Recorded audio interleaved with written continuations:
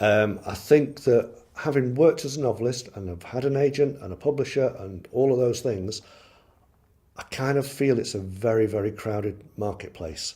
And I think,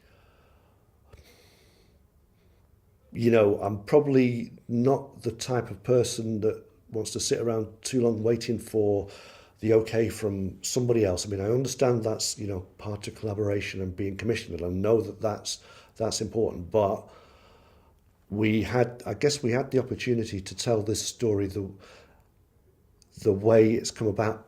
And actually, another thing is you want to learn things as well, because as a writer, you don't think of yourself as a visual storyteller necessarily, but I think if you're doing a screenplay, for example, it's really good if you have understanding of all of the camera operator's role, the sound operator, the sound recorder's role, what the producers look at, the how a project is designed, what the visual look of it is.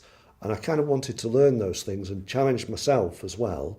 And I also think, final point on this is that, a writer might not think of themselves as a visual storyteller, but actually you are, because if you're writing a scene, you're describing the time of day, what the characters are wearing, the type of room that you're in. You might do it through prose, but you're still visualizing a space. So that kind of, maybe it just takes writers to look at themselves a slightly different way to understand that they can become visual storytellers.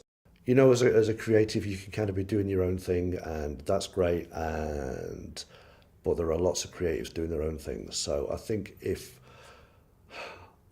when you kind of find partner organisations that have faith in your work and are prepared to some extent to show support for your work, I think that's a really valuable thing, because we all want our stories to be heard or seen or, to go before an audience. So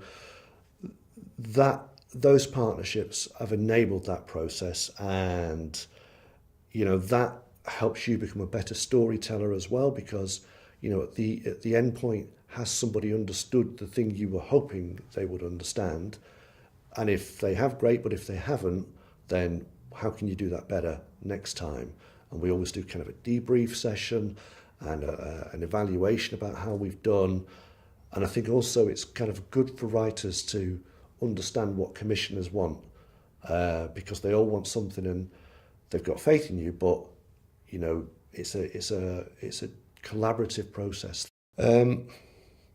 My 3 tips. Number 1 will be, having spoken a lot about collaboration and how great it is, I also had a really bad collaborative experience. So I think consider very much what it is you want to do, and make sure, when I talked before about choosing the right partners to work with, research who you're working with, research what the exchange is. And I think on this point, where copyright lies, where authorship lies, because as writers we are content creators, and that is your livelihood, for one. So that is like, not just something for the next 12 months, that could be something for your whole life. So remember that, and that's got a value. Number 2 will be number 2 will be work hard. When you think you've got your script right, go over it again. And then following on from that, be open to constructive criticism, I think. And then finally, I would say, whatever it is you have to do to have faith in yourself as well, because it's about other people believing in you, but also you believing in yourself as an artist. So it's that faith in your vision, which you have to have even when no one else does, because that's the kind of starting point for whatever journey you go on. So yeah, those are my 3 tips.